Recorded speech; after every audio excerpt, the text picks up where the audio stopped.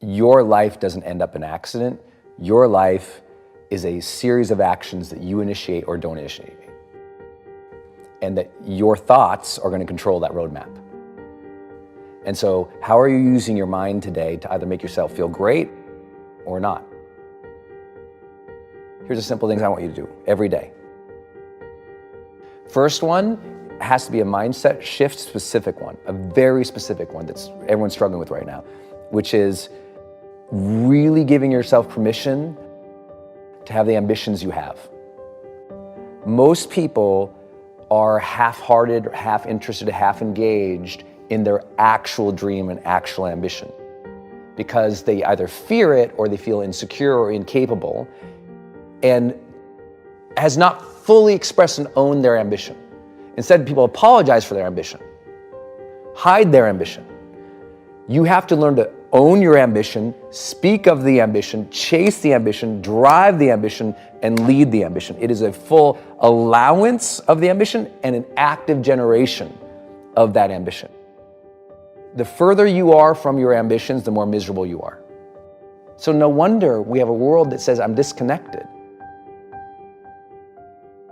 I want you to deeply visualize, feel, sense, and talk about your ambitions way more. Like I love that about you.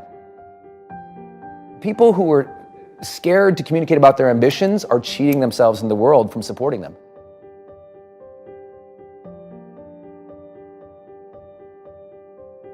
Number two, you have to have daily intention and habit tracking.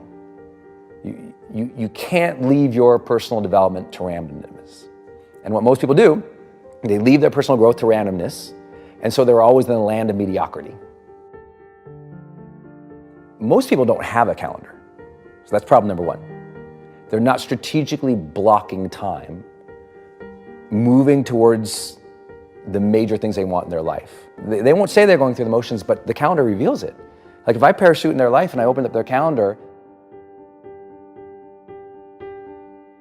there's nothing there. They can't possibly say they're living with purpose or intention. And that sounds so flippant to say, but I can't believe how many people, they're not planning their skill set development.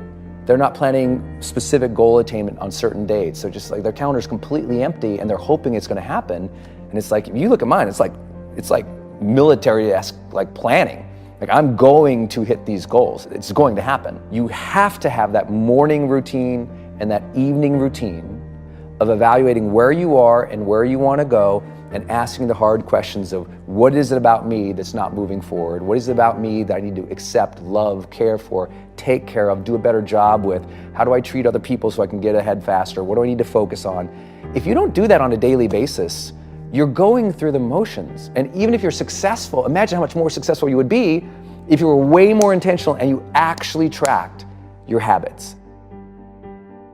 I know how easy it is to go through a day, you hustle all day, and you crash at the end of the day. I know the 100-hour work weeks. I know how that feels. I know what that's about. But if you're doing all of that and you're not aware, that leads to a nightmare. That leads to you take the wrong path and you're hustling down the wrong path. You lean the ladder against the wrong building. You do the wrong thing. The awareness on the daily is something people need to build into a routine and physicalize. Like write, not a note on your phone, a journal, workbook, planner, something that you actually connect pen to paper, you think through. And if we can get you ambition, clarified ambition, speak the ambition, own the ambition, and you're actually intentional in tracking each day, you win this game. Everyone watching this already made a decision this morning. This morning, they made it a life-changing, huge decision this morning. And that is either I'm gonna get up, enter the world with no intention, go through the motions to hopefully get by or survive, or I am going to get clear in this morning about what I want, what I'm going after, who I'm going to be, how I'm going to serve, and whether or not I'm going to be excellent and extraordinary or not. So how do I do it? And here's how I'd recommend others do it. Here's a simple thing to do. 3 things I want you to do every day. First, I want you to write 10 prompts for the morning for yourself. 10 prompts. Those prompts for you might say, how can I be a great mother today? How can I show appreciation to someone on my team today? It might say, how do I care for my health today? It might say, 3 words I want to keep in mind all day.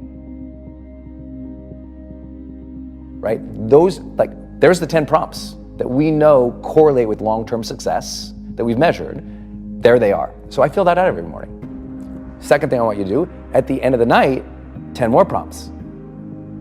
What did I learn about myself today? What did I learn about other people today? Did I demonstrate my best today? Where did I not? Where did I get stuck? Where did I get frustrated? What negative thought did I have today that I don't need to have anymore? How did I treat people today? Did I move as swiftly towards my goals today? Was I very clear about exactly what I need to do today to move forward? Score 1 to 5. So it's generate energy. Did I generate the energy I needed today to deliver my best? Productivity. Did I avoid distraction today and only focus on the needle moving activities? And what do you do if the answer is a low score on something? There's so many low scores in there. What do you do about them? I'm aware of it, and I take that, and what I do is I flip the page for the next day of the planner, and I just write down, don't get stuck here, don't do this. It's just a constant learning process.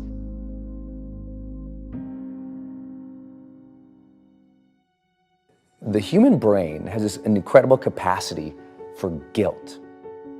And most people unconsciously let that roll over them and kick their butt and make a horrible life. I love guilt. Guilt is a tool. Guilt is a weapon. Guilt does not have to be a bad thing. It's not like I perpetuate, but I'm like, I love that I feel bad when I don't do a good job.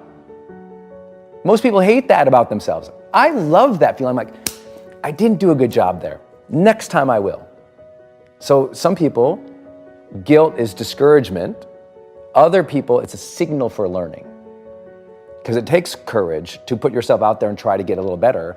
I think those who learn to endure hardship, struggle, challenge, difficulty, pain, failure, that's one side of that coin. If you learn to do that, but you also don't, on the other side, learn to allow joy, fulfillment, satisfaction.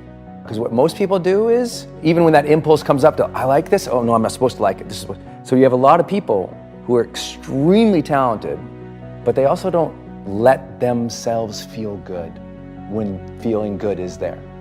This is a real big problem. I mean, there is an element to personal development where you have to allow the good feelings and not push them away because it's like, oh, I don't deserve to feel that. And so you have a lot of people who are striving in difficulty. And I'm like, the rule is, that's one side of the coin. And the other rule is, make sure you teach yourself to generate the positive emotions. Because what happens is, if you don't teach yourself to generate the positive emotions as well, then what ends up happening is you burn out, or you become a cliche of the person who had it all and never felt fulfilled. Grit and hustled out and never feel the joys of life, that satisfaction, that pleasure of, you know what, gosh, good for you. Feel some satisfaction that you tried, feel some fulfillment of that, If you learn to do that, I think you nailed it.